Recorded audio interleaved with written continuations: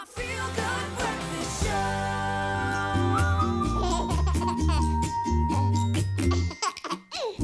Welcome back to your Feel Good Breakfast Show. It's Expresso. I was just saying I love this little giggly sound because it's time for baby talk. And while Stress Awareness Month has come to an end, highlighting these issues is still very important.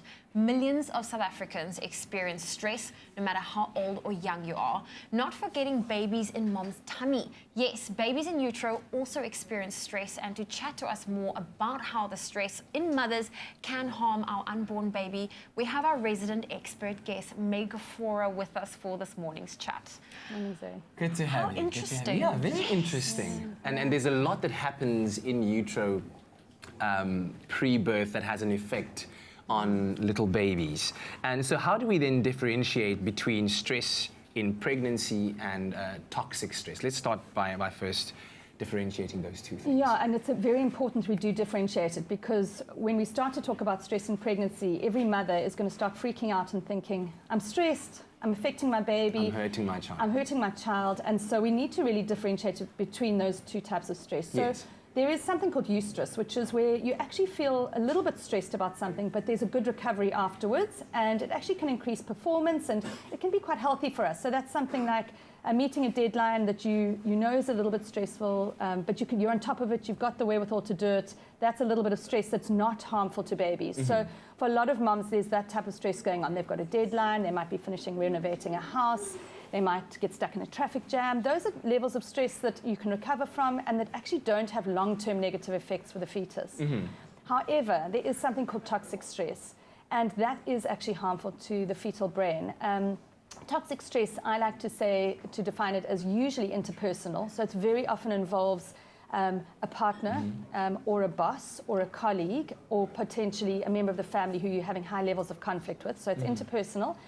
And it's usually inescapable. So it's something that you actually can't manage yourself, and it's outside of your control, which makes you feel completely helpless. And when that happens, those two things together, you've got a level of stress that can be harmful. That's toxic stress. Sure. I mean, I think the name itself, it just speaks volumes of how stressful and toxic it is to the mom.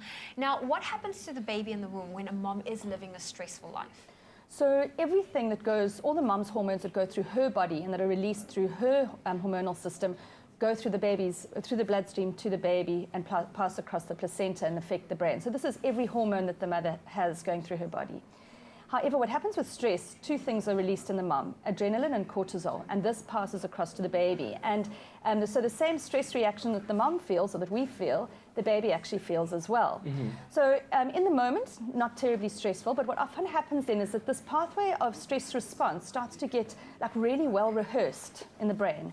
And it starts to almost bed down a little highway amongst the synapses in the brain. So when the baby's born and is presented with a little bit of stress, like let's take separation. Separation is a stress at about 9 months that all babies don't love being separate. Mm-hmm. What happens with these babies is that pathway is very sensitive. And so suddenly a situation that for other babies is kind of stressful but not terribly damaging, this suddenly becomes a big thing for that baby. Mm-hmm. And so something that they should otherwise be able to deal with, they can't. And it becomes actually a pattern through life.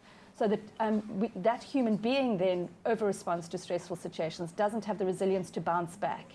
And that's why moms in utero need to be very, very cautious about kind of reinforcing that pathway in their baby's brain by being stressed all the time. Wow, okay. Sure. Wow, great insights, Meg. Thank you very much. And with that said, we're going to open up our line 021-430-9881. We're talking about all kinds of stress, especially those experienced by moms during pregnancy and the effect that that can have on an unborn child. So please give us a call with your questions or your comments, and we'll return with some more baby talk very shortly. It's my feel-good breakfast show.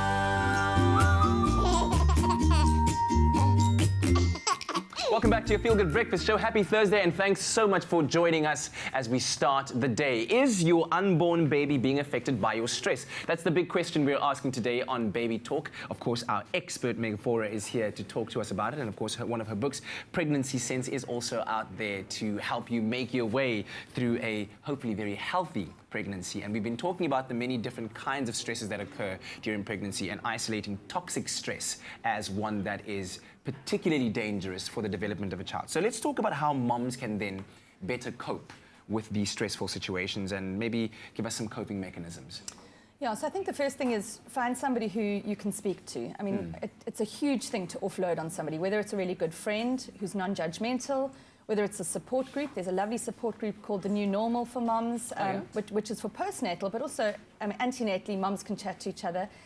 If you're going to use Facebook groups, make sure that they're constructive, because you don't want people to take you down and make you feel more guilty, because that elevates stress. So that's kind of how to manage it kind of with a support system. Yeah, a community of sorts. Yeah, exactly. I would also say that if it is toxic stress, now toxic stress we define as interpersonal and inescapable. So if you've got a partner who's abusing you physically or emotionally, or a boss who is abusing you emotionally, you need to get out of that relationship. And you know, I think it's very hard to sometimes make that move in that moment. But if it means that you need to remove yourself from work for a while, it's your baby's long-term health that you need to think about. So actually removing yourself. And if you cannot remove yourself, you need to reframe it. And sometimes that comes through conversation with a psychologist or with a supportive partner, and you need to reframe that stress for yourself. All right, and let's talk about the role that partners can play in helping to, you know, ease the situation, ease the stress, and thus hopefully help the development of the baby. Yeah, I mean, Kat, you know, I always talk about how important dads are, because they really are the vessel that contains this mother and this baby, and kind of holds the world at bay. And it does become the dad's responsibility to decrease the stress levels. So maybe take some of the responsibility from home life off the mom's hands if she can't escape her stress at work, or actually really letting her vent at night, not trying to solve the problem. Dads, you can't always solve it, but just listening is a huge thing, and connecting her with the right people would also be important. Another thing that happens is that there's a lot of emotional changes, physical changes that happen to moms during that time, and of course there's stigma attached to when mothers are struggling with pregnancy emotionally. How do we go about, as a society at least, destigmatizing some of these things that inadvertently end up causing stress? Yeah, I think society is not very kind to us. So, yeah, on two levels. One is that there's the stigma that kind of society says you've got to cope, you know, or you've chosen to have this baby, you always did work, so now you've got to cope with the work and you've got to deal with the baby. And society can be quite harsh like that. And I think really understanding that this period of life is so important for the next generation, and so cutting a mum some slack. So I do believe in flexible working hours for mums if they need them in pregnancy. It's important. She's still going to continue with her pace, presumably, but actually just having the space to be able to breathe is important, and destigmatizing it if she isn't coping. So if she says, I'm just not coping, you know, not judging her. In the same way, you know, kind of social media can be very, very harsh, you know, and there's some Facebook groups where mums can really be taken down by other mums. And they call them the mummy wars. They're absolutely awful. And I just think for mums, if you're not in a constructive space on the social media platform, remove yourself. You know, get out of it. You don't have to deal with that type of stress. It's not necessary. You said, you know, interpersonal, inescapable, toxic stress, when it involves, let's say, family members.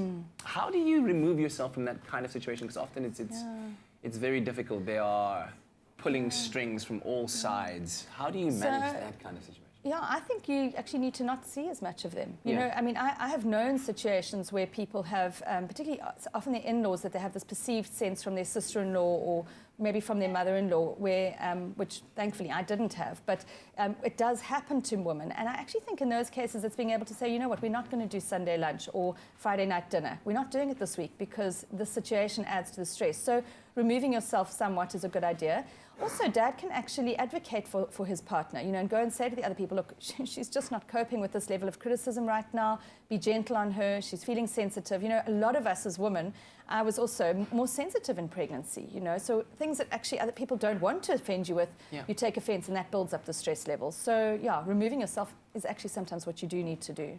Wow. Insightful stuff, Meg. Thank you very much. Always appreciate your time. You can follow Meg on social media at Meg Faure, and of course she's got lovely reading material in pregnancy sense. Weaning sense is also a great one if you're moving on to feeding your child solids, weaning them off breast milk. So all kinds of information available to you. But as always, thank you very much. Thanks, Kat. Baby Talk's done.